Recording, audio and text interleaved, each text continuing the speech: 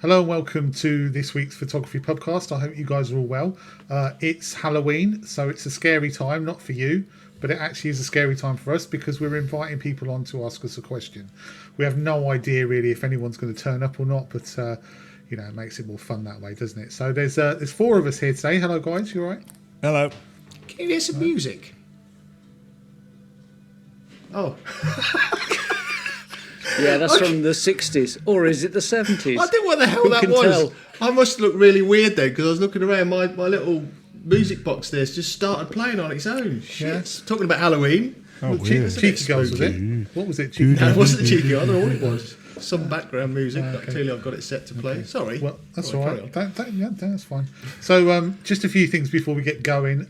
Just wanted to quickly say that the competition is still on. We've had a few entries, haven't we, Dave? Yes, 3 entries have flooded in. Come on, we've had a few. We've had more than that. Not many, not loads, but we've had a few. So, Well, if you want to put get it this way, you've got better odds of winning it than you have of the lottery. yes, that's true. If you want to get your entries in anyway, you can send those to what's the email address? David@dgriff.gallery. We'll put it in the description below, and the winner's going to win the Chasing Ore book from Gavin Hardcastle. So Forgot who it was, excellent didn't I? prize. What's going on? Why aren't you entering? What else have we got to talk about? Oh, podcast. So we charted at number 26 in the UK. Wait for it. In the UK visual arts section. Oh. I think we were just below 3 women talk about yoga or something. So we were doing okay. But yeah, the podcast address. If you're listening on Apple Podcasts, it's exactly the same as it was last year. But if you're listening on Spotify, well, you're not listening on Spotify. If you are, you found us. But if you're not, and you want to find us, we've moved because there was a technical issue with the email. So look for the Photography Podcast with the black and white logo, and that's the latest one. So that's the podcast. And one more thing before we've actually got someone waiting for us. So one more thing is. We had a message from Ian Mack, and he was talking about Craig Prentice. You guys heard of Craig Prentice? I've heard of him. Yeah. Yeah. I used to watch him. He was around originally. What was he? Originally, when we started the landscape photography on YouTube channel on Facebook, and he's not very well at the moment, basically. So Ian said, could we? If you want to maybe go out and check some of his work out, maybe go and subscribe to his channel, wish him well. He may get back out vlogging again, who knows? But he's a good guy. I've watched some of his stuff before, so it's well worth a visit. So, maybe go and We'll say put a hello. link to his channel below, will we? We will, definitely. Get We well will. soon. Get well soon, buddy. Yeah. Yeah, absolutely. definitely. Anyway, seeing as we've got someone waiting for us, shall we invite them in and see what This'll they've be got fun, to won't it? ask us? Yeah. Okay. Are you ready for this? Here we go. Hello, Bernard. Hey guys, how are you? You've got Hi, no video on it. Bernard. There he is. Hello, Bernard. How you doing, Hi, mate? David. Nice talking to you. Yeah, you too. Thanks Yeah. for coming on. Yeah, well, I saw the invitation yesterday. I think I saw it like 3 or 4 times on my phone. I said, well, why not? Why don't I sign and see what's Yeah. going on in the UK? I'm here in Canada, of course. It's only 1 o'clock here, so it's nice and bright outside. Not like you guys, I guess. 6 No. o'clock. But at least we can have a Yeah. beer though, so it's all good. Yeah, no, sorry. I'm in the middle of my lunch break, still working. But enjoy for sure. So what did you want to ask us, Bernard? I was thinking of printing, but you know what? This subject of printing has been around for so many times, and I think everybody kind of took a hack at it. But I wrote down a question. Most of you have been on YouTube for quite a bit now, and been following you. Some of you, for the past 3 years at least. If you had to do it again, if you had to start over again, your channel, what would you do different? Or what would you change or keep and why? Okay. I don't know if you guys got that question, but Yeah. That's a really good question, actually. Let's go with. I think we're going to throw Paul in here. Go on, Paul. You can go first, mate. Yeah, come on. Yeah. There's no wrong answer here. No. Honestly, I don't think I'd change anything, to be honest. I think I've always been true to myself with the channel. I was one of the early adopters of YouTube and landscape photography, and I could have pushed it, and I could have been big. But you know, my view was that landscape photography to me is a hobby and a passion, and I didn't want to muddy or compromise that by turning it into a business. And to be honest, it was very, very difficult for me because if I'd have pushed it at the beginning, I would have been big. You know, I've been maybe 200,000 or 300,000 subscribers, but I've got 2 young children, and to me, the time I spent with my 2 young kids far outweighs being popular on YouTube. I was very, very lucky as well because all my subscribers, bar 2 who don't follow me anymore, have been absolutely wonderful and absolutely supportive. So for me, it was always community based. So what I got and the buzz that I've ever got out of YouTube is the subscribers enjoying what I'm doing, and that's why I've tried to be true to myself. And you know, I could have gone down a certain number of routes with the channel, and I just thought to myself, you know, ethically, that it's not really what I want to do. So I really won't change anything.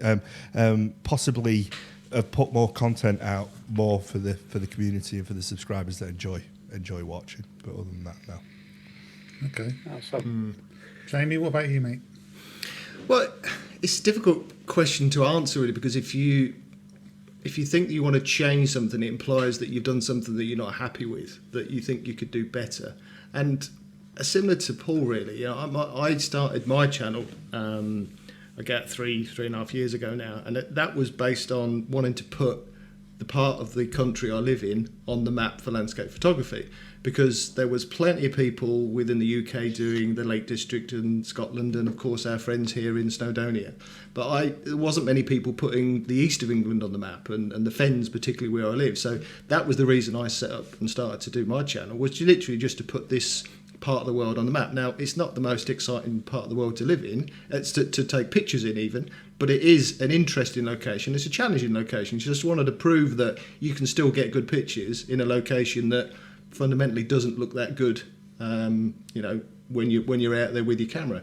So I started in you know, and it was like the Pauls, Toms of this world that you know, and Chris Sale and people like that I was following at the time, that you thought, well, you need to follow their model and you need to do what they do. And it's so difficult to do that because everybody's unique, everybody's different, and they've got their own ways of doing things. So I tried to be myself. I never wanted to be anything other than just being me. But when you're in the early stages of doing it, and when you're standing in front of a camera and you've got people behind you, it's very unnerving. So you become more confident as you go through it, and you make lots of mistakes in the early days, and you're very nervous, and you know, you can come across on camera very staged and very, you know, not relaxed. And I think, you know, that's what you learn over the years, is just relax, just be yourself.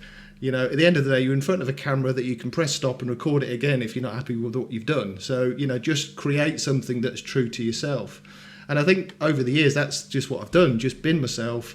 Tried not to, you know, big myself up or call me anything other than just, you know, an enthusiast that loves being out with a camera, loves the part of the world I live in, and I just want to get that message across to everybody else and hopefully share some good pictures along the way. And so I wouldn't really change anything other than what I've learned over the years, is just learn to improve and get better. And it's as simple as that. And the audience will follow me if they want to. If they don't, they don't. Simple as that, really. Good answer. Good answer. Dave? Okay. What I would do is I would get some finger tattoos and some big rings. My channel would be gear reviews, and I would open everyone up with a "What's up?" And then I'd have 5 million subscribers in no time. Yeah. But actually, no, there are a few things I would do differently. The first, I make a point of this when people write in and say, I'm watching your back catalogue and I cringe every time because the first 50 videos were dreadful. So if I was doing it all over again, I'm taking it that I would have the luxury of knowing what I know now, and I would be somewhat more enthusiastic on videos 0 to 50, because also I'd go on a diet before I started because I had more chins than a Chinese phone book at the time. But yeah, I would just be more enthusiastic, less rabbit in headlights. I don't think the content would be any different because all I've got is what's on my doorstep, and I'm fortunate that that's a pretty decent set of locations. Yes. And I don't think I would, in terms of content, no, I wouldn't be doing gear reviews particularly. I do the odd video that talks about gear because people ask me, and it's easier to do a video to answer those questions than write 500 comment replies. Yeah. And also, I would. I think I'm sort of moving towards doing more almost tutorial style stuff where you people can't come out with me, but through my videos I can talk about what's going on in my head, and that's all I've got. I don't have a magic wand or anything, but certainly going forwards, I'm planning to spend more time on individual images and really talking about them in some detail, because I feel that up till now I've almost had the hand pushed up behind my back in order to produce 6 or 7 images per video, knowing perfectly well that 3 or 4 of them are just padding and they're not very good, and I'm not going to be doing that anymore, so it could well be my videos are a lot shorter. For that reason. Before I forget, I've got a question for Bernard before we finish, so don't let me forget that. Okay. Yep. So Gary, goes to you now. Well, I'll tell you what I would do, I think, differently, is I would probably be less outspoken from the get-go. I'd try... You could never do that, Gary. You know. That's like a New Year's resolution that's always buggered by the 3rd of January. Yeah, I know. I'm trying to be a little bit... I think sometimes I think I get a bit impulsive and I have these thoughts, and instead of going and speaking to someone saying, would it be a really good idea to, make this video slagging someone off? And they'd probably say, no, it wouldn't be a good idea. And then I'd probably go, okay, I won't do that. But I think, yeah, probably I'll try and be a little bit more careful about what I say. But also I think, I've learned so much. I've learned a lot of things from doing YouTube. Most of them, useful. I don't know what I'd do differently. But apart from that, I think my journey's been. I think I was really obsessed with subs when I first started. I was like, I would check every time I released a video. Have I got any more subs? How many views am I getting? Are people? And I can't be asked for that now. Really, I got a core group of people who I know watch my stuff and enjoy it, and that's all that matters to me. I judge how well my videos are doing by getting comments from the people that I know enjoy my stuff, and they'll tell me if they do or if they don't, and that's my metric. It doesn't matter if I get 100,000 views, which I never will, or 100 views, as long as the people that I care, that the people who I'm bringing on board with me are still on board with me and they want to watch the stuff that I'm putting out. That's all I'm really bothered about. And I think I would say, if anyone's starting, that's the way to go. And I think it's interesting what you were saying about being outspoken, because the trouble with YouTube is when you put a video out, that's the video, isn't it? And it polarizes people. But you're honestly one of the nicest guys I've ever met off YouTube. Give absolutely. him time. Give him time. Well, he's a nice bloke, and it's a shame that, as I say, if you put a video out where you are outspoken, you can get lambasted for it. So, carry on doing what you're doing, Gary. I just think that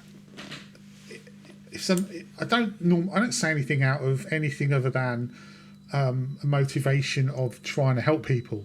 So, it might not be helping the person that I'm having to go at, but I'm trying to help the people that they're maybe misleading or whatever. So I do try and do it from a good, with a good heart, but it sometimes doesn't get viewed that way.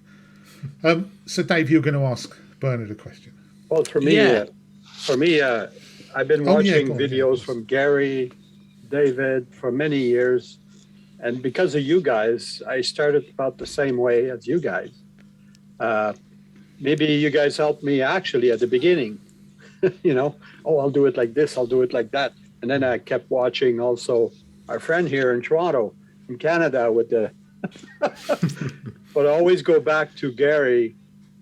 Comes from the heart. Doesn't matter if you change anything. I think it wouldn't be you anymore. It wouldn't be the same. That's Absolutely. true. Yeah, that is Calling true. people idiot in front of a camera. I think there's no other way, and Gary does it best. So, for me, this is what attracted me to start my own videos.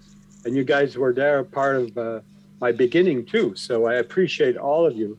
Same with Jamie. I mean, Paul, maybe recently I've been watching some of your video, but you guys always been there, and watching you inspired me to do my own stuff.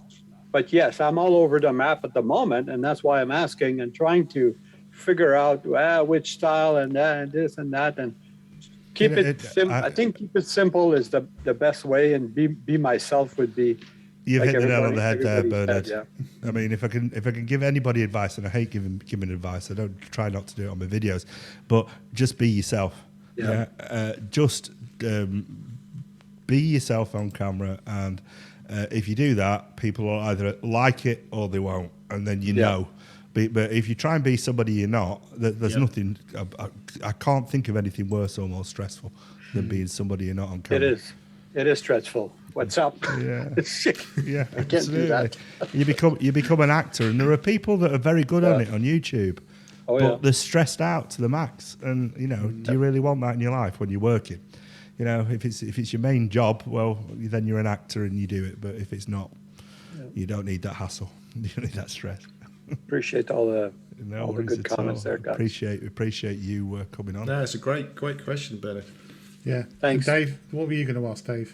Yes, Dave. Bernard, I want to ask, because I remember, I think it might have been your first video, or maybe very early on, where you were out in the snow and ice. And I immediately subscribed to your channel at that point, because I just really enjoyed the way you approached it. But what I've noticed over the years is that you have changed your set of equipment wholesale multiple times. And I mean, literally multiple times over Yes. what, 3 years?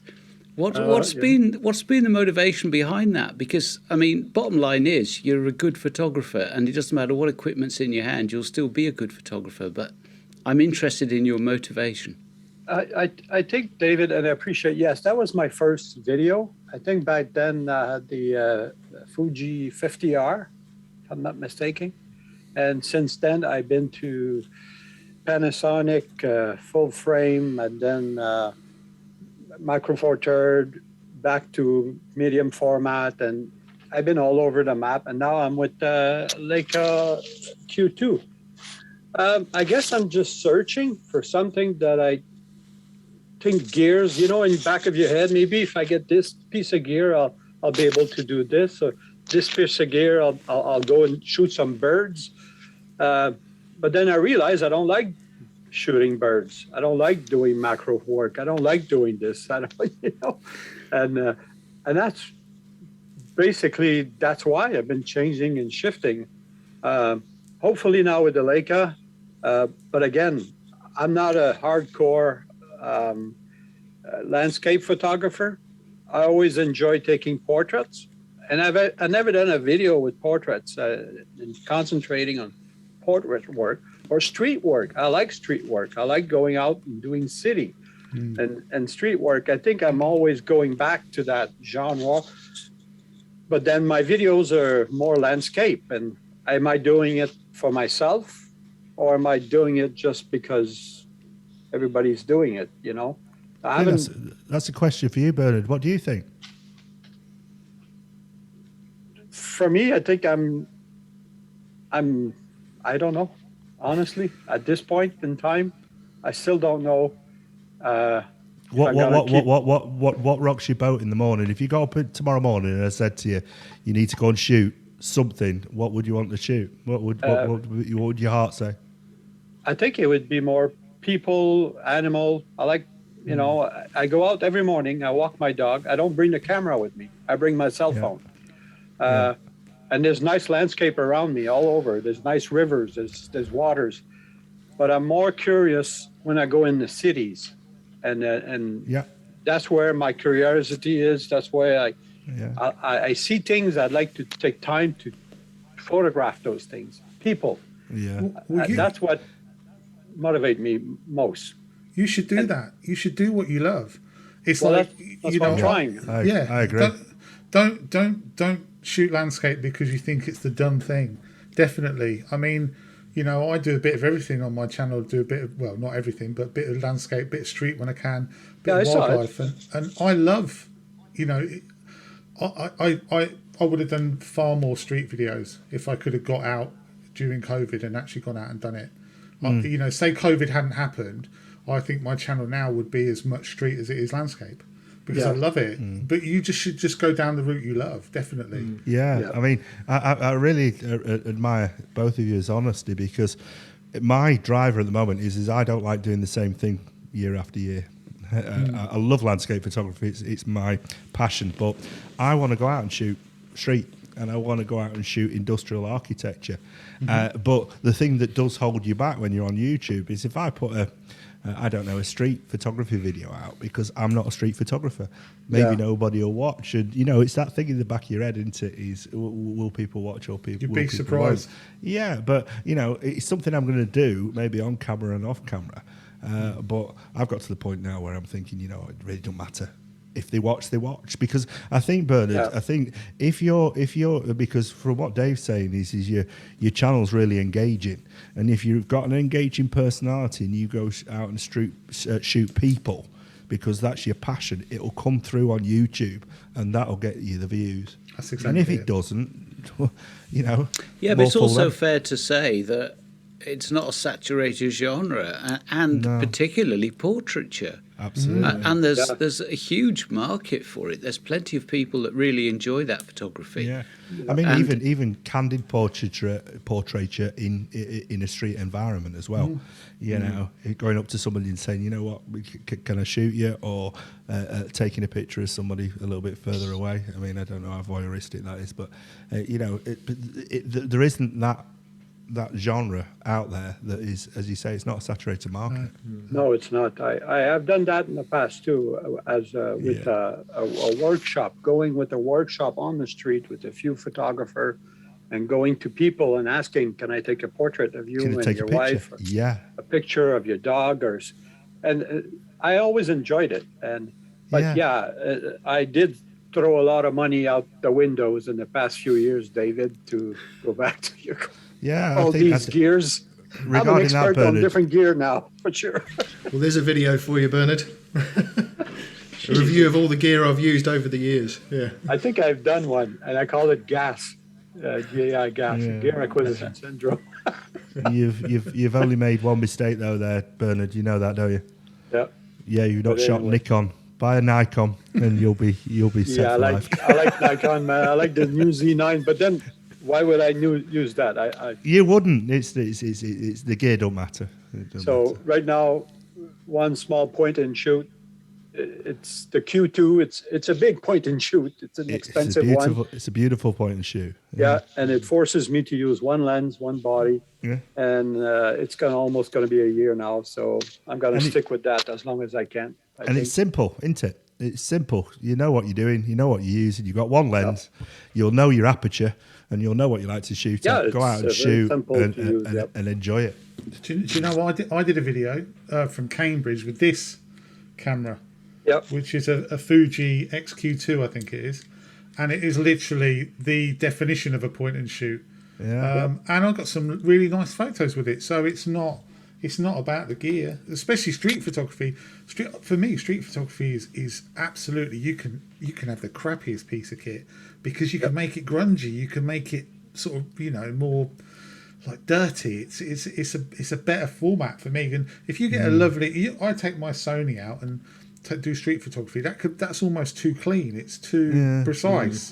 I like a little bit of sort of noise and Well, that's and it. sort of, If you look, Gary, at some of the best street photographers in the world, their images are full of noise. It's going back to film. It wasn't about the quality of the shot. It was about capturing the moment. Yeah, exactly. And that's what really floats my boat. The only reason I've not gone out and shot street photography is I've got that type of face that if I take a picture of somebody who don't like me, they're going to punch me. That's the only worry, or I'm going to get arrested. It's surprising how little people care. It Really? really is. You'll be surprised. People, they haven't got time for you. They don't. I've been out, London, Cambridge, Peterborough, loads of different places doing street photography, and no one's ever given it a second look. Second thought. No one cares. No one. They're all too busy living their own lives. I mean, if I was in their face, like that. What's that guy's name? Freeland. Yeah, Freelander? The New Yorker. Yeah. The flash and Yeah. If I was in their face like that, I'd imagine. But people don't normally care. But he's got some kahunas, hasn't he? He's got some. But he gets some amazing shots. But that's what we were talking about. They're not quality shots, but he's captured life as it is, and that's one of the things that I think is amazing about it. It's so you mentioned it. It's so raw, and it's that raw image that excites me about it. I'm going to have to get up the courage to actually have a go. I think. But there's definitely room for that on YouTube. I mean, let's be fair, us landscape boys, we're 10 a penny. Yeah. Somebody that does so. either good street work or, as I said, good portraiture. Yeah. There's a huge market for that. There's just nobody filling that niche. And if that's what you one, enjoy... What's he called? The blonde-haired lad who used to be a priest. Sean Tucker. Sean Tucker. Yeah. But I mean, they're few and far between. There's not many of them, and that's the point. And if it's something that you have an enthusiasm for, you will very quickly stand out in that much smaller market. So I think so. I think don't be shy. Bernard. Yeah. I still watch your stuff. I'm going to give it a crack. The difference is the format to present it in a video. So I was thinking of doing, I'll sit in my car, explain what I'm going to do, go out in the street, take some shot, and try not to do video at the same time. I don't want to walk with a bunch of gear with me on the street trying to film myself. Here's an idea, and I've seen it done very effectively. I think it was Gareth Danks, where he's put a GoPro on his hot shoe with a mount. And what he's doing is he's talking, but he's not on camera. Yeah. So he's talking about what he's doing. You're getting to see what his camera's pointed at, where he's explaining what he's up to. That's a really good, very engaging format. Yeah. I think I'm going to give it a try like that, David, like you said, because I was thinking of that. I have a little Osmo action with a hot shoe. Yeah, stick it on. And then explain as I go and then just make sure that the audio's spot on. So, you record it to a road bike or something. So your audio's key. But don't worry about what other people have done. I mean, I did a video in Wales at Bettersea Coed years ago, which I didn't actually take an image during the vlog. I went round to places in Bettersea Coed that I took images of, and then vlogged around that and around those images. And people said it was a really unusual presentation, but I really enjoyed it, and it got lots of views. That was one of the first ones of yours that I watched. All right, okay. And I thought, I'm not subscribing to this Muppet. He's an idiot. Thanks, David. Well, I don't want to lose my subscriber. That's it. Back me up, mate. No. Actually, I tell a lie. It was good. But I remember because you were specifically at the Fairy Glen at Bettus was one of the locations you were at. Yeah, absolutely. So just do what you want to do, Bernard, and go with the flow. It sounds like you're a great photographer, and just enjoy it. If people watch, they watch. If they don't, they don't. As Dave said. I need to find that niche there. Yeah. And gear won't get me there. I promise, David. This is it. I wasn't having a go. I was just actually interested. My wife is on behind me and said, you better not buy anything else I anymore. think Bernard. I think the key is if you're doing a vlog, audio is key. So you have to make sure your absolutely. audio is good, and then the videography don't really matter. You know, I've read around 30 frames per second, 60 frames per second. Don't really matter if you're engaging and people enjoy your content. As long as they can listen to you and your audio is good, you'll get watched. If you don't, well, you don't. You've tried your best. Yep. Thanks a lot, Yeah. guys.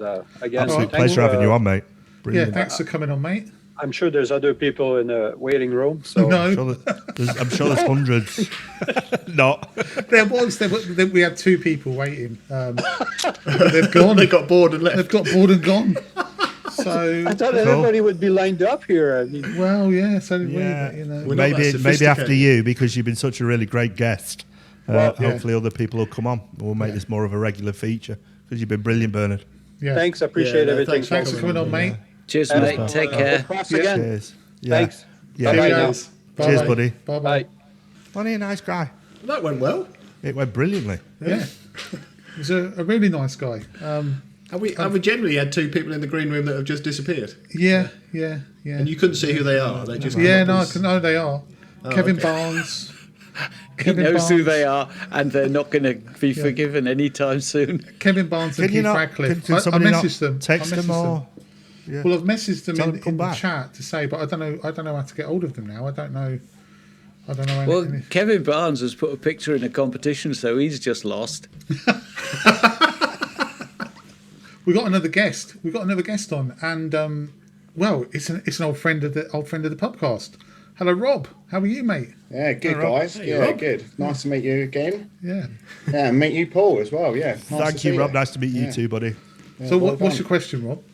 So my question. Straight to the point. Yeah, yeah. Don't Oh, yeah. ask him how he is or worrying about- anything. Yeah, no, it's all right. It's all right, mate. It's all right. He's How are a you? consummate professional, isn't he, this guy? How are you, Rob? I'm well. Thank Anyway, you very what are much you gonna for ask asking, us? Gary. So my question this evening was: what piece of equipment would you, non-photography equipment, would you always take out with you for every shoot? So non-photography. So it can't be camera bag, any obviously photographic equipment. What non? Does that include videography equipment or? I'm going to make it hard. No. Okay, great. That makes it easier. Makes it easier. All right, Rob. Well, since I went out with you, I think it's toilet roll. Yeah, definitely. That's an easy enough one. Kitchens. Yeah, that blue roll. That'll And probably be a enough. shovel. Who's next? I'll come back to you on that. Who's next? Come on, Dave, you must have something. Go on. Yeah, I have. Go on then. A brolly. I was going to say that. Ah, you see. Oh, can't we say the same thing? Or? Yeah, I never go out without a brolly because it can help with lens flare when it's sunny. Obviously, it saves me having to put one of those gay little shower caps on my camera when it's raining. You see people vlogging and they've nicked something from a Hilton and they stick it over their camera and it just, I don't know. But it's really useful. But what I actually carry also with it is a little angle arm and a clamp. So I can clamp it onto my vlogging tripod and stand there in the rain. That works well. Yeah, and I've actually rigged it up to my backpack strap so that I can hike with the brolly up. And living around here, it's not a bad thing to have with you. But it's a very lightweight. I think it's about 8 ounces or something. Cost a fortune because it's so lightweight. But I'd never go out without it. All Good right, one. Yeah. Jamie, No, it's Paul. I'm still thinking. I can't think of anything. Paul, Right, I'm going to ask you, right, what do you think I'm going to say? umbrella. No? Come on. Hat. Yes, absolutely. Oh, I won't be out without my hat. And the thing is it's a frustrating thing about blooming YouTube is I've become synonymously famous with wearing silly hats. It's got nothing to do with, right, I think I'm going to find a really silly hat to wear. I grab whatever I can get when I'm leaving the house. So it might be my son's hat, my daughter's hat, my wife's hat. and I'll just grab one because I need a hat because I feel naked without it. It's not because I'm losing my hair, because 4 years ago I had slightly more hair than I have now. But when I'm out, you get cold. I've learned through hiking for donkey's years that you lose 80% of your body heat through your head. And I feel naked without a hat, so would be me, hat. Ah, there you go. There you go, Jamie. No more time to think now. Crack on. The only thing that I can think of then, and it's still on the clothing route, is a pair of wellies.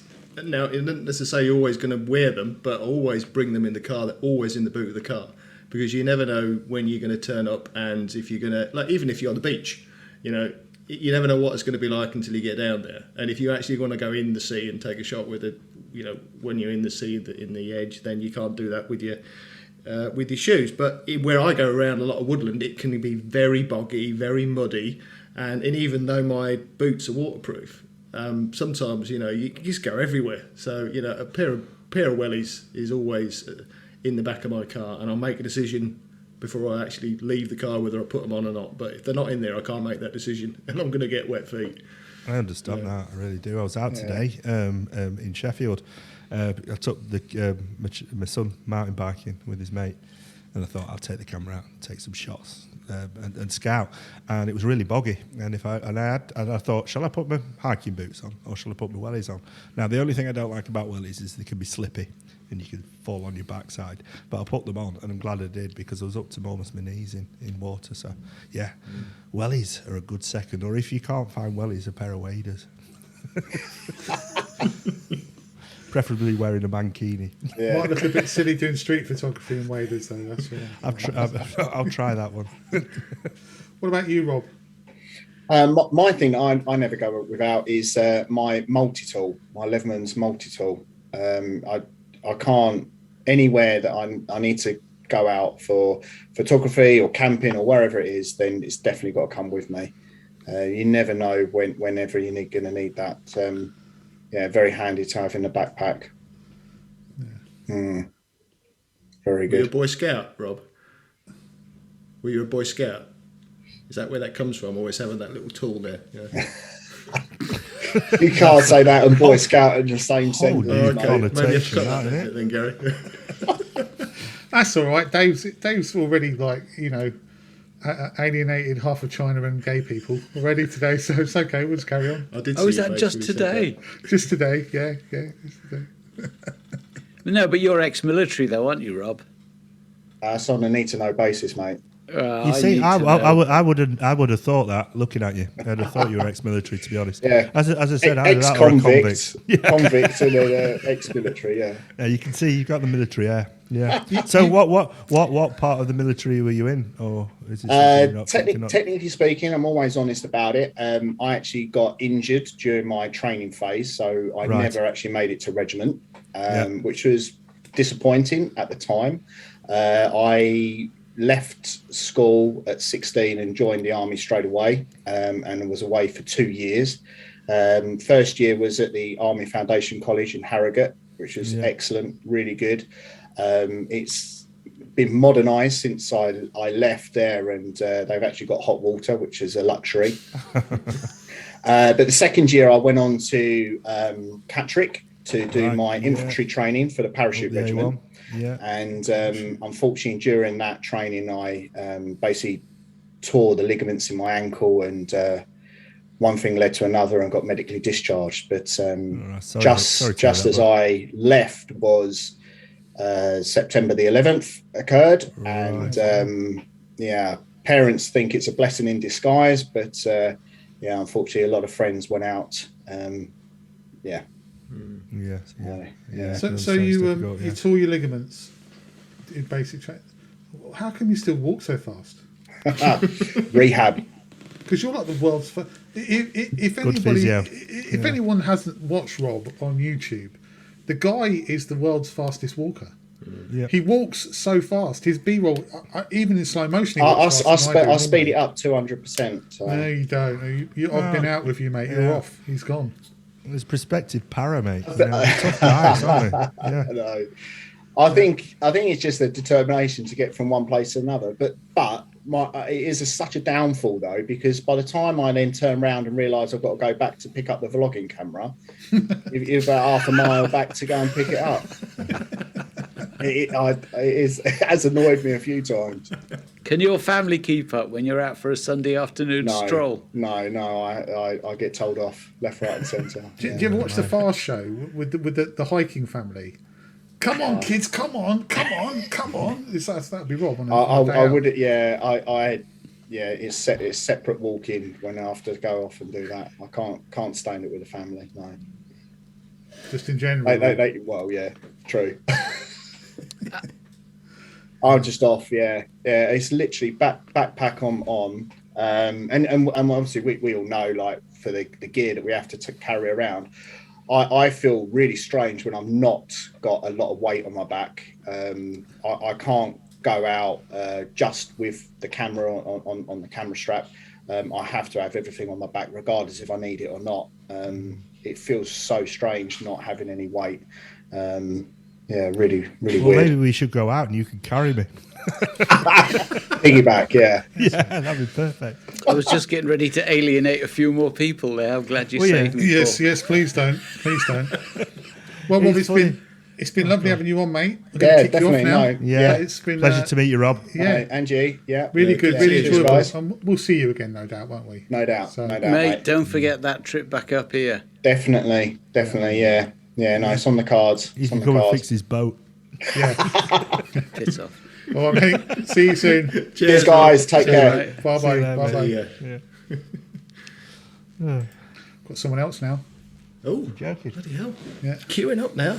It's like signing books. Hello, Brian. Well, hello. Hi, mate. Nice to see you all. Yes. Nice to see you too, Brian.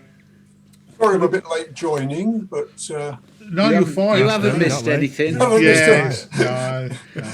I've just been talking rubbish for the last hour. So Oh, you're okay. right. So, Nothing new. nothing. Did you have a question for us? Did I have a question? I thought of several questions, and Oh, I'm not sure. I was wondering what the sort of response was going to be and how many people were in it and what There's was going thousands, on. Brian. There's Thousands of them. hundreds of thousands of them, I Yeah. can imagine. Yeah. Millions.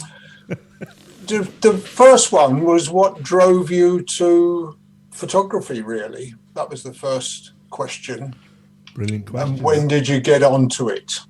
Brilliant question. I love it. okay. Let's go. Who's been first? Jamie, you can go first on this one.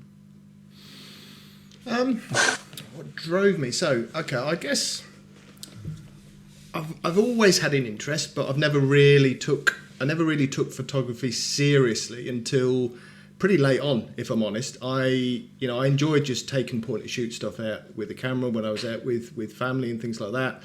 But it wasn't until I was sort of late 40s, I think, that I started to take it more seriously. And when I turned 50, I got my first serious camera. And at that point, when I say serious camera, one that I could go in full manual and change the lenses and everything else rather than the point and shoot. And I thought, well, okay, I'm going to really now learn this. Learn photography, learn the basics, learn as much as I can. And then from then on, decide on where I want to take my photography. So I sort of absorbed myself in learning as much as I could about the basics. And then because I've always had an interest in the outdoors, as you know, I was born and bred in the Fens. I spent my life outdoors. I've always loved the outdoor world. So I thought, well, it's natural for me to want to capture that, and it's natural for me to want to enjoy spending time out there. So I thought, right, okay, I'm gonna build my kit and my photography around landscape photography, and that's exactly what I did. So then I learned more around landscape photography, practiced as much as you can, got out as much as you can, built my kit particularly around landscape photography, and so really it's the last 5 or 6 years that I've really done it seriously. So before then, I've never really been, it's never really been something that I would say I would want to do every weekend. But the last 5 or 6 years, it sort of took over my life, if I'm honest. And it's become something that I'm just so passionate about that I just so enjoy doing. So, yeah, that's my journey. Dave? I can't bear it. I'm going to give up next week. Well, I grew up in mid Wales, so I was surrounded by pretty top draw landscapes as a kid, and I spent a lot of time out and about, and it was a desire to record a lot of the interesting things that I saw routinely. So I got into photography at quite an early age, and when I got my first pay packet, I thought, oh, I can now afford a decent camera. Little did I know it would take more than one pay packet to cover the cost. So I lived on baked beans for a few months and bought a Rolleiflex 35mm SLR back in 1980. So that's how far back mine goes. But I did take a break from it and got back into it seriously around about 2006, 7, something like that. But it was driven by enjoying the outdoors as the first standpoint and just wanting to be able to record what I was witnessing. Right. Paul? Gary. Well, let's go. We'll go with Paul because I like to save mine till the end. Hey, me? Yeah, still plus you thinking. didn't answer the last one from Rob. Yeah, I did. Toilet roll, I said. You were going to think of a proper answer and you skipped it. Yeah. That's because you nicked all the good ones. Go on, Paul. Right. Okay. Goodness me. I was lucky enough when I was 8 years old, to go to Sri Lanka with my mum and dad, and that's when my passion came for photography. And I was taking pictures of safari on the top of an old Land Rover Defender, and we went out early one morning, and I took a picture of an iguana. And we're going back to the days of Barclays Bank, and they had something called a Super Saver, and they had a photography competition, and I sent it in, and I came second, and I thought, wow, that's great. And then thought nothing more of it, and then I was 11 years old, and I bought an old Zenit 11, and I badgered my mum to get me a tripod and a film camera. And just enjoyed taking pictures in general, pictures of the family, pictures of landscapes and everything like that. And I thought it was absolutely great. And then just like Jamie was saying, I took a break, and it wasn't until I was in my early 20s I got an Olympus OM something. It's sat in the corner there, 35mm, and started in the dark room doing black and whites, and I loved it. You know, black and white landscapes, black and white portraits. Yeah. Just enjoyed the actual whole process of film photography and sitting in the dark room. Got terrible images, but enjoyed the actual journey of taking pictures. And then I had a break again, and was really reticent to get into the whole digital genre because I thought it was cheating. I thought film photography was the thing to do, and if you went down the digital route, you're actually cheating. And it wasn't until I realised that actually digital photography, when you get a raw file, it's a positive, negative, if you like. So it's really a file that you can then work on, just like Ansel Adams did. And then it took off. So we're talking 15, 16 years ago, and just did it for myself. And then I watched Tom Heaton and fell in love with what he was doing, and I thought, you know what, I enjoy it, I'm going to go out, I'm just going to have a bit of fun. And my first video was absolutely terrible, and people watched, and I've carried on doing it ever since. But I've always taken pictures, I've always enjoyed taking pictures, and it's never been about the kit and never been about the quality of the kit. It's just been about the actual experience of taking images, and I just wanted to share that with people. So that's my journey. And the great thing about photography is we were talking before by the previous guy, Bernard, is it's a journey. So it's always exciting. So obviously we do landscapes, the majority of us, but you know, any genre rocks my boat. Maybe not portrait so much as in indoor portrait studio work, but everything else excites me. Right. Lovely. Yeah, I mean, I've always been artistic, Dave. I've always, I've always been artistic, and before I had a camera, I used to. You were talking about competitions, Paul. I was in a competition when I was at, I think about 10, and I won. I think I won the regional event and come third in the country with it was called Our Friends From, right? And you had to do whatever. I did a little collage of have friends from Greenland. I don't know why. But I've always been artistic. So when we So used was to that go, drawing? yeah, that was drawing. Yeah. Yeah. But we used to go when we used to go on holiday. When everyone else was taking snapshots, like I'd always try and get lower or try and, that'd be interesting if I did that, or and if I saw a sunset. I mean, I remember being about 11 or 12 in North Wales, going on holiday with my family and to Butlins, Dave. You pronounced that right. Butlins, yeah, I couldn't pronounce where it was. Down the road, yes. Yeah. Was that Prestatin? No, it was the other one. Go on, which one was it, Gary? Well, we used to call it Fwelly. I'm pretty sure that's not right, is it? That's what you wore. No. Go on, Dave. What is it actually? Pwllheli. Yeah, there. We used to go there. Pwllheli. Yeah. And I remember seeing the sunset and just like we had one of those disposable chuck away cameras, and you only had 24 exposures on it or whatever. But I took 4 of them on the sunset because I wanted to take that. And then I guess it progressed and not into landscape photography as such. When digital cameras came out, I remember going to Greece on holiday about 2004 with a little 4 megapixel camera. And I said this last week, everyone else would be sitting around by the pool or sitting on the beach, and I'd get on a moped and try and find the highest point that I didn't have to walk to, and take photos of the bays, so we went to Cos and I'd drive out to the far end and take photos of that.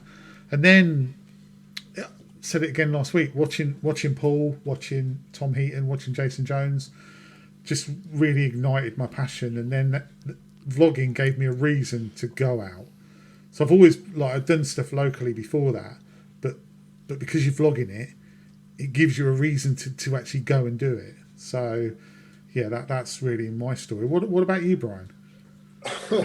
I go back a little bit before you. I think I got my first. Well, I've still got my first camera, which is a box brownie. Wow.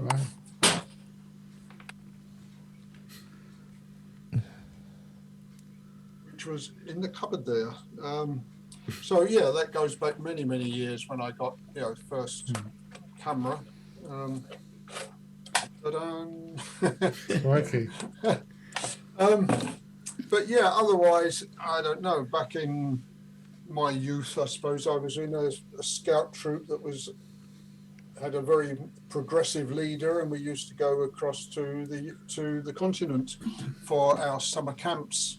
Back in the late 50s, and took got a little camera to go with that, and then got a bigger camera to go with that, and got my first SLR probably about 1963, something like that, the Petriflex. Okay. And then carried on. That wore out. The blind broke on that eventually. That got rid of that. And then I replaced that with a Minolta, which I've still got in the early 70s. Used that, colour film, slides, that sort of thing, but black and white and self-processing on a lot of that. And then, well, like so many other people, I suppose, then family came along and the photography took a back seat for an awful long while, and you get back into just a little point and shoot compact that you can put in with all the other gear that you're carrying around. And then early in this century, I took early retirement, and I need to get a new camera. I thought bits were falling off the Minolta. It still worked, but it wasn't in prime shape. So, do I get another film camera or do I go digital? And went digital. Had basically a point and shoot Olympus for a couple of years, and then started on DSLRs and worked up from the basic Canon, which was still expensive in those days. You go back to 2003, 2004, and replaced it, and up to the 5D Mark III, which I've had for 6-7 years now. But so Awesome. doing that. But I've been basically doing it for myself because I like doing it, and I like processing. I like the printing, and I like the printing now. So that's where I've been, and I like watching what other people do with their cameras and the areas that they live in as well. I don't know. David knows, but I live not that far away from David on Anglesey. So The thing is, Brian, you're out every single day with a camera, aren't you? Pretty much. Pretty much, yes. Not necessarily into all the grand places, but I rarely go out without taking the camera with me. Brian Horsey, Yeah. you don't look anything like your profile picture. I'm just saying. Well, it's a penny there just you go. dropped, Gary. There you go. Yeah. You were talking about Dave calling people. Now you're saying he looks nothing like his profile picture. No, you don't. I'm not being offensive. I just didn't recognise you. I was like, when you said you live in Anglesey, I was like, oh, okay, Brian The Horsey. profile picture. You've got big sideburns in that picture, haven't you? Yeah, that was taken. One of my grandsons took that picture. Was actually taken on top of the Laxey wheel on the Isle of Man by one of my grandsons who wanted the camera and poked at it. So it's knocking on a bit now because the grandson, when he took it, was about 5. And how old is he now? He's probably in his mid-teens now. Yeah, it was probably an Elvis festival or something, wasn't it? Well, I had the sideboard for a long while. You know what you are, Brian? You're a catfish. That's what you are. Someone got another screen popped up here again. Sorry. Right. That's all right. Just ignore that. It's fine. It's fine. So what drives you? What drives you out in the morning to take a photo then? These days, I don't necessarily get driven out to take photos. I take photos when I'm out doing other things. Okay. The majority of the time. Occasionally, yes, I will go out and say, this is a day when we're going out and I'll take photos. But it depends on the opportunity, what else we're doing, limits to where you want to go when you get knocking on a bit. I think I've got to say at this point, because everybody has me down as been like Mr. Snowdonia, but there's been more than one occasion where Brian's made a suggestion for a location, and I haven't credited him, and I really should, because he knows his stuff. He's lived here longer than I have. Well, yeah, I've lived here apart from... I'm from London originally, East London, back in, originally. I came to work in North Wales in the power station at Trustfennith in 1970. And apart from 5 years going back to and working on the Essex coast, I've been here since then. So, I'm nearly accepted now. Yeah, if you were on fire, people across the road to piss on you. Yeah, they would now. A couple of them now. Brian, have you got a YouTube channel? Because if you have, I'm going to leave this charlatan and come and subscribe to you instead. No, someone who actually knows Wales. I've got no interest in doing that sort of thing. Funnily enough, neither have I. So have you two been out locally in Anglesey? No, we've said hello on a beach once. Yeah. Briefly. Saying that sometime we must try and do something. But yeah, we should. Yeah, I'll be in touch. Yeah, if you could show me somewhere interested to go, I'll tack along. Well, Brian, thank you so much for coming on and asking us a question. I really appreciate that. Cheers, mate. Thanks for coming on and fooling Gary. Pleasure to meet you, good to see you. Yeah, Brian. Nice to see you all, because I do appreciate what you do every week. It's they're all great, aren't they? We appreciate you watching, genuinely. We do. No, we do, genuinely. And all your comments on all their channels as well. Or certainly on mine anyway. Yeah, I must admit the last couple of weeks I've been commenting less on some of the channels, but I'll have to get back to spending more time thinking about it. Thanks, Brian. Yeah. Okay, lovely to see you. Thanks, Cheers, Brian. mate. Take Bye. care. Brian. Bye-bye. See ya. Keep in touch. I will, yeah. All right, let's talk about something else. I think Bernard made it. Bernard was it? I'm sorry if my pronunciation of Bernard is incorrect, but Bernard or Bernard, he mentioned about doing landscape photography because he thought that it was what everyone wanted to watch on YouTube. And I think we could talk about that for 5 minutes because I really don't think that's a good way to go. I think you should do what your passion is, and it really shows when you're not. This is my point, which I probably would like to expand on a bit. When you're not passionate about something, when you're doing something just because you think it's for the views and you think it's what other people want to see, it really shows through.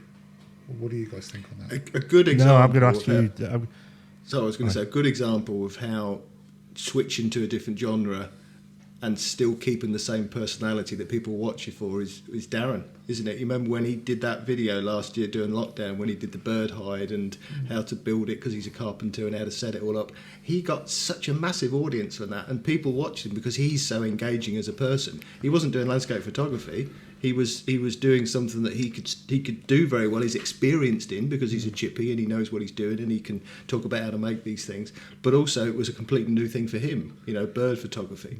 But you did it as well. Yeah, but he did that because he had an interest in it.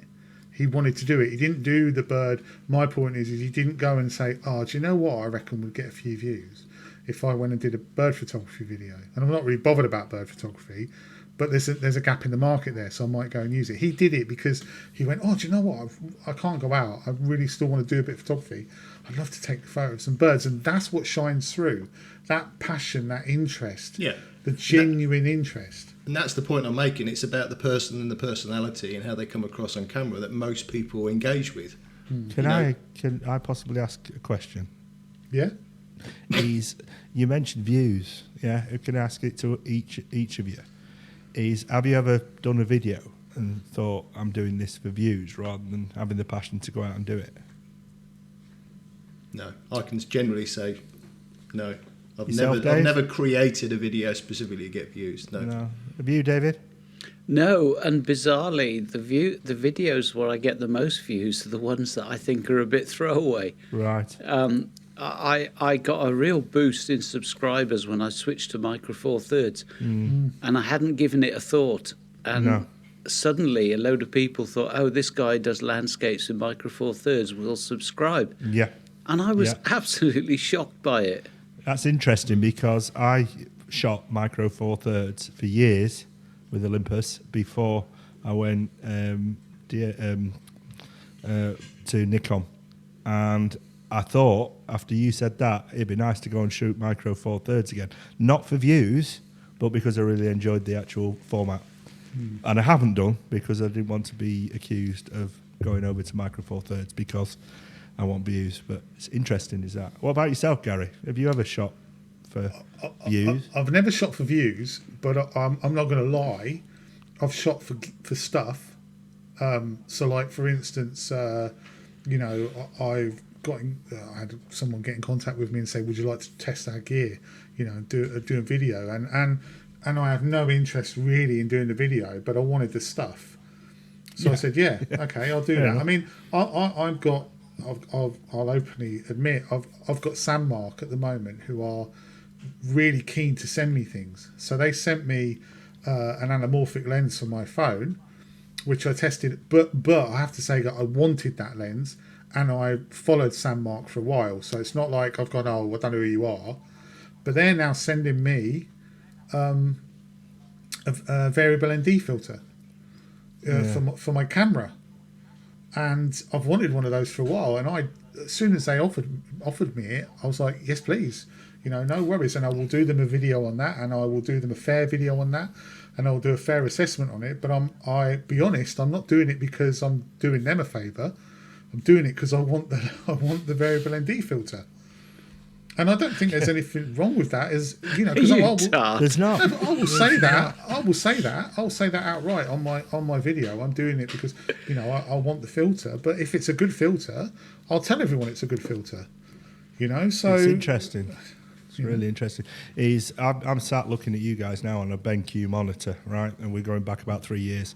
So they sent one to Tom Eaton, they sent one to Gary Goff, they sent one to me, and they said, "Can you review it?" And I reviewed it and did the video about 4 or 5 times. This monitor retails at about $1,000, and it's no better than most monitors that you can buy for 150 quid. Yeah. And they kept contacting me and said, "When are you going to put the review out?" And I says, "Well, I can put the review out." I said, "But it's not going to be favourable."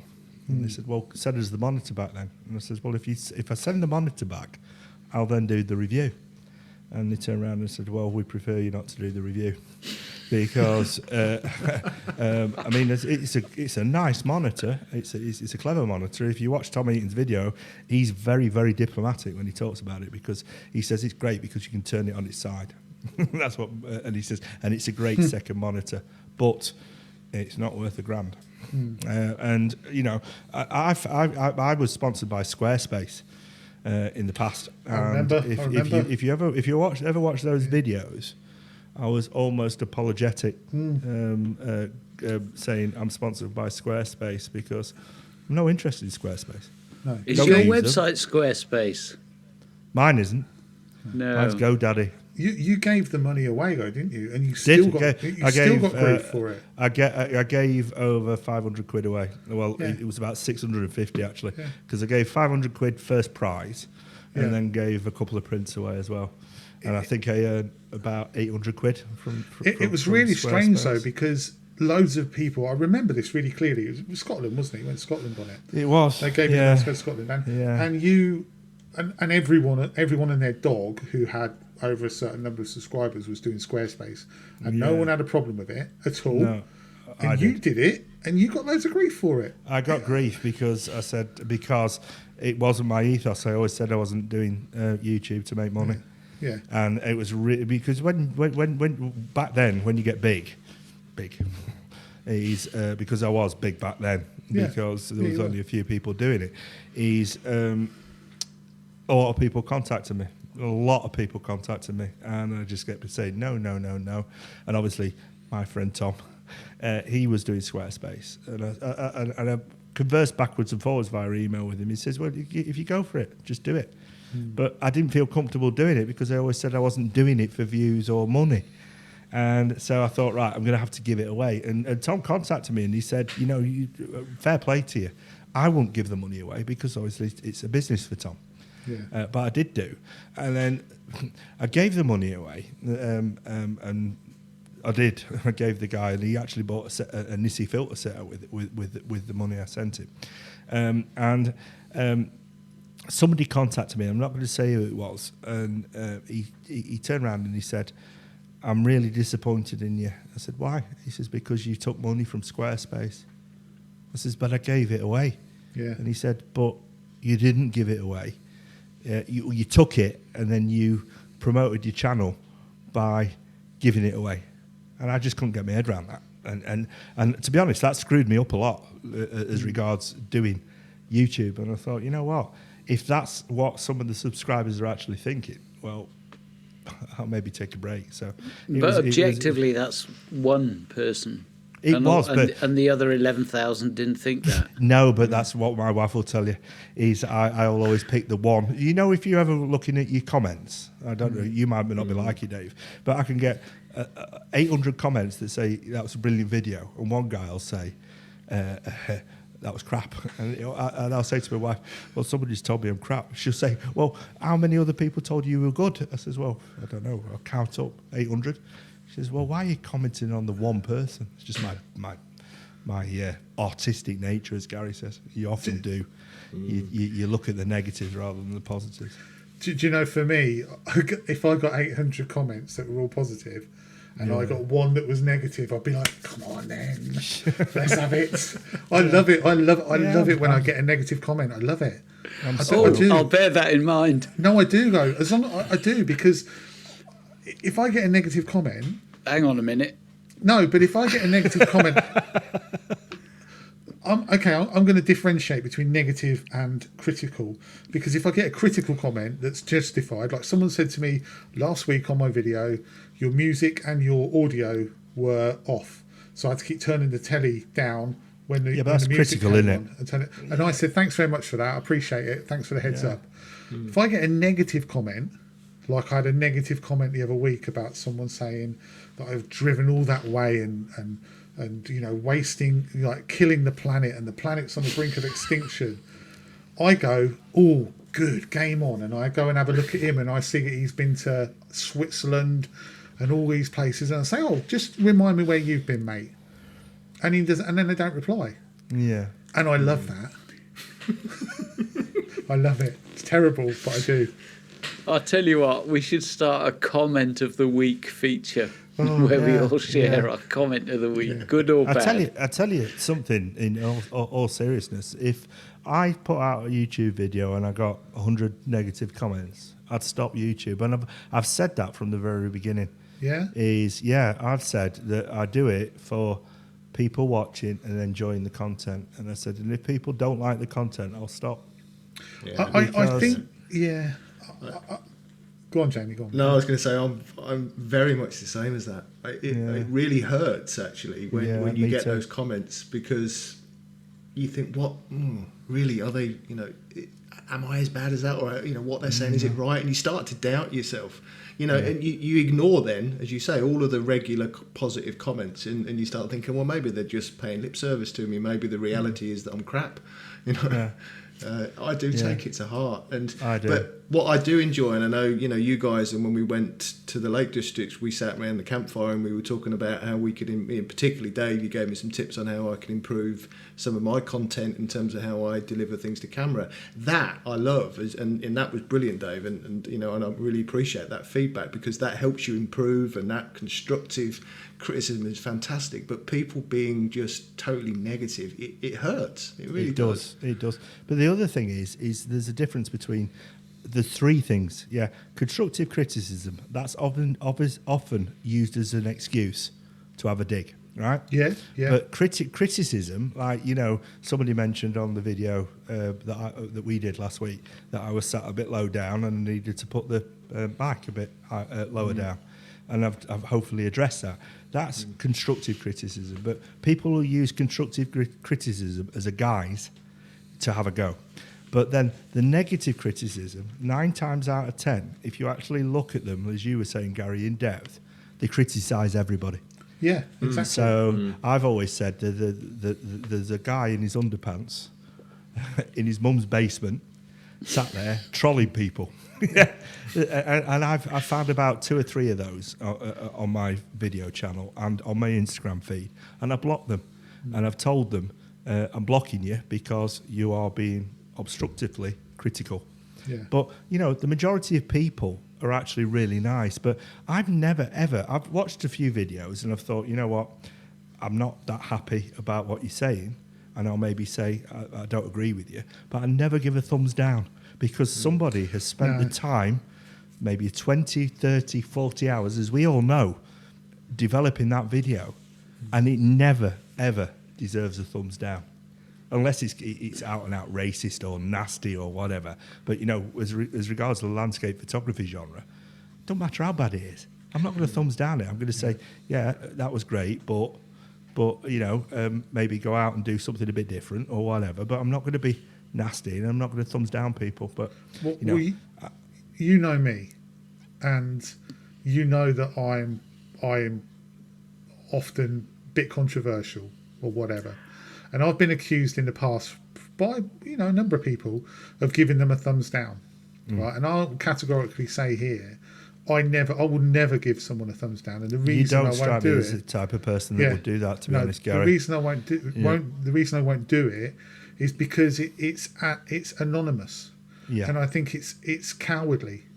I think if you've got an issue with someone, genuinely, if you don't like the video, tell the person what you don't like about the video. Don't put a thumbs down and then not comment, because say I've had videos where there's, say, 10 thumbs down, 5 thumbs down, 3 thumbs down, but there's not 3 negative comments there. Yeah.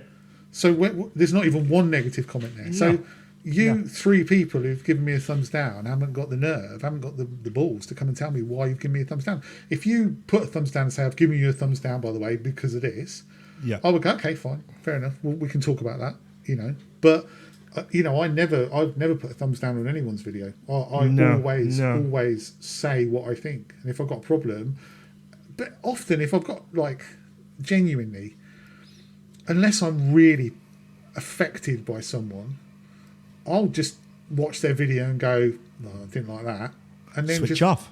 Yeah, leave it, because I don't want to waste my time giving them a comment about where I thought their video was wrong. Who am I in some respects to say that? You won't give them a thumbs down and then switch off. You just go, wouldn't you? Yeah, you just go. But I mean, as my thoughts on this is that life is so hard anyway, right? We're all struggling in life, because that's the way life is. It just is, whether it's death, whether it's work, whatever. Why waste your energy to put a negative comment on somebody's video, or give a thumbs down. Why? Yeah, When everybody's struggling, it's not worth doing. Anyway, that's my thoughts. No, it's very good thoughts they are too, and I totally agree with you on it, mate. And What do you think, David? Yeah, I always like David's. I Do you think give thumbs summed- down? Or? No, not at all. I think you summed it up with your final sentence: is that you just stop watching.